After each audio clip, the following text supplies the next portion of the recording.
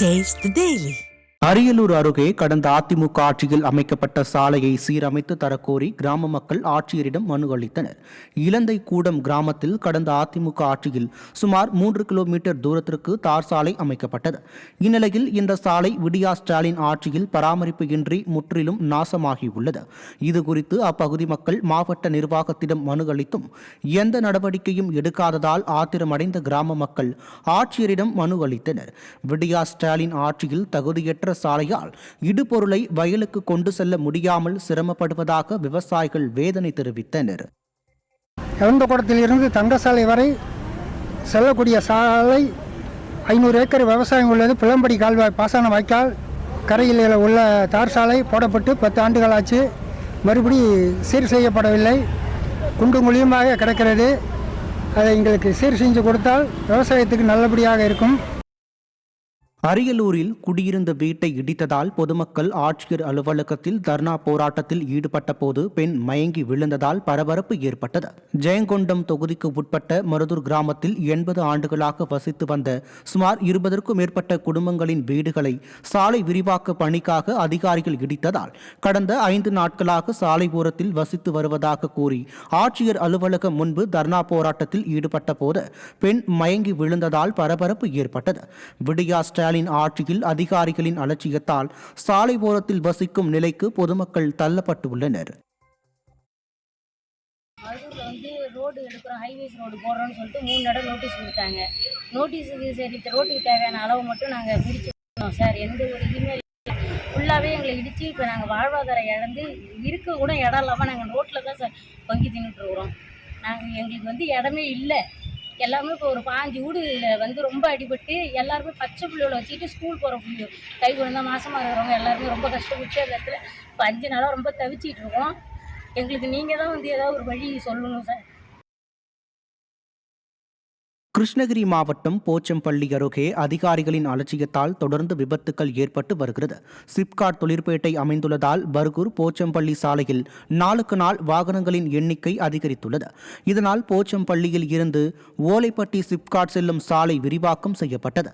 புதிய சாலை பயன்பாட்டிற்கு வந்து 1 மாதம் ஆகியும் சாலையின் நடுவே வாகன ஓட்டிகளின் வழிகாட்டுதலுக்காக போடப்படும் வெள்ளை கோடுகள் இன்னும் போடப்படாததாலும் எச்சரிக்கை பலகைகள் வைக்கப்படாததாலும் தொடர்ந்து விபத்து ஏற்பட்டு வருகிறது. நெடுஞ்சாலைத்துறையினரின் அலட்சியமே விபத்துகளுக்கு காரணம் என வாகன ஓட்டிகள் குற்றம் சாட்டினர்.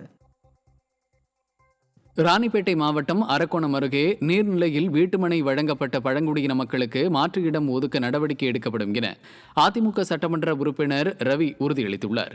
மேல்பாக்கம் பகுதியைச் சேர்ந்த பழங்குடியின மக்கள் ராணிப்பேட்டை மாவட்ட ஆட்சியர் அலுவலகத்தில் நடைபெற்ற மக்கள் குறைதீர் கூட்டத்தில் கலந்து கொண்டு நீர்நிலையில் தங்களுக்கு வீட்டுமனை வழங்கப்பட்டதற்கு எதிர்ப்பு தெரிவித்து இலவச பட்டாக்களை திருப்பி ஒப்படைத்தனர். இதனை அறிந்த அரக்கோணம் அதிமுக சட்டமன்ற உறுப்பினர் சு ரவி உடனடியாக மேல்பாக்கத்திற்கு நேரில் சென்று ஆய்வு நடத்தியதுடன் மக்களின் கோரிக்கையை ஏற்று போதிய இடவசதியுடன் 3 சென்ட் நிலம் வழங்க மாவட்ட நிர்வாகத்திடம் வலியுறுத்துவதாகவும் உறுதியளித்தார். திருவண்ணாமலை மாவட்டம் ஆரணி அருகே கழிவுநீர் சுத்திகரிப்பு நிலையம் அமைக்க எதிர்ப்பு தெரிவித்து பள்ளி மாணவர்கள் வகுப்பை புறக்கணித்து போராட்டத்தில் ஈடுபட்டனர். பெரிய ஐயம்பாளையம் கிராமத்தில் 7 கோடி ரூபாய் மதிப்பீட்டில் கழிவுநீர் மறுசுழற்சி சுத்திகரிப்பு நிலையம் அமைக்கும் பணி நடைபெற்று வருகிறது. இதற்கு எதிர்ப்பு தெரிவித்து கிராம மக்கள் பல்வேறு கட்ட போராட்டங்களில் ஈடுபட்டு வருகின்றனர். அதன் ஒரு பகுதியாக வீடுகளில் கருப்பு கொடி கட்டி தங்கள் எதிர்ப்பை தெரிவித்தனர். பெற்றோர்களுக்கு ஆதரவாக பள்ளி மாணவ மாணவிகள் பள்ளிக்கு செல்லாமல் கருப்பு கொடி ஏந்தியபடி தரையில் அமர்ந்து தர்ணாவில் ஈடுபட்டனர். விடியா ஸ்டாலின் அரசு மக்களின் கோரிக்கையை செவி கொடுத்து கூட கேட்பதில்லை என குற்றம் சாட்டப்படுகிறது. கரூர் மாவட்டம் குளித்தலை அருகே குப்பையில் கிடந்த வெடிக்காத பட்டாசை எடுத்து கல்லால் குத்திய போது வெடித்ததில் ஒரு சிறுமி உட்பட 4 சிறுவர்கள் காயமடைந்தனர். கவுண்டம்பட்டி அண்ணாநகர் தெருவில் உள்ள குப்பையில் திருவிழாவில் வெடிக்காத பட்டாசுகள் கிடந்துள்ளன. இதனை அப்பகுதியில் விளையாடிக் கொண்டிருந்த சிறுவர்கள் 4 பேர் எடுத்து கல்லால் குத்தியுள்ளனர். அப்போது எதிர்பாராத விதமாக பட்டாசு வெடித்ததில் 4 பேரும் காயமடைந்தனர். 8 வயதான அக்ஷித் அவரது சகோதரர் சஞ்சித்திற்கு கையில் பலத்த காயம் ஏற்பட்ட நிலையில் அவர்களுக்கு திருச்சி அரசு மருத்துவக் கல்லூரி மருத்துவமனையில் தீவிர சிகிச்சை அளிக்கப்பட்டு வருகிறது. புதுக்கோட்டை மாவட்டம் அறந்தாங்கி நகராட்சியில் உள்ள அரசு மாதிரி மேல்நிலைப் பள்ளியில் மாணவர்கள் தேர்ச்சி விகிதம் கடுமையாக குறைந்துள்ளது. கடந்த ஆண்டு பொதுத் தேர்வில் 12ஆம் வகுப்பில் 107 மாணவர்களும் 10ஆம் வகுப்பில் 36 மாணவர்களும் தோல்வியடைந்தனர். இதனால் இந்த ஆண்டு மாணவர்கள் சேர்க்கை சதவீதம் குறைந்ததுடன் ஏராளமான மாணவர்கள் டிசி வாங்கிக் கொண்டு வேறு பள்ளிக்கு சென்றதாக கூறப்படுகிறது. இதையடுத்து சிறப்பாக செயல்படாத ஆசிரியர்கள் 7 பேர் பணியிட மாற்றம் செய்யப்பட்டுள்ளதுடன் மது அருந்தி பள்ளிக்கு வந்த ஆசிரியர் ஒருவர் பணியிடை நீக்கம் செய்யப்பட்டுள்ளார். பள்ளி கல்வித்துறையின் மோசமான செயல்பாட்டால் மாணவர்களின் கல்வி பாதிக்கப்படுவதாக குற்றம் சாட்டப்படுகிறது. மதுரையிலிருந்து சென்னை சென்ற தனியார் ஆம்னி பேருந்து ஓட்டுநர் சாப்பிட்டுக் கொண்டே பேருந்தை இயக்கியதால் பரபரப்பு ஏற்பட்டது. மாட்டுத்தாவணி பேருந்து நிலையம் அருகே ஆம்னி பேருந்து நிலையத்திலிருந்து தனியார் பேருந்து 40 பயணிகளுடன் சென்னைக்கு புறப்பட்டது. பேருந்து சிறிது தூரம் சென்ற நிலையில் ஓட்டுநர் பேருந்தை இயக்கியவாறு ஸ்டேரிங்கில் வைத்துக் கொண்டே சாப்பிட துவங்கினார்.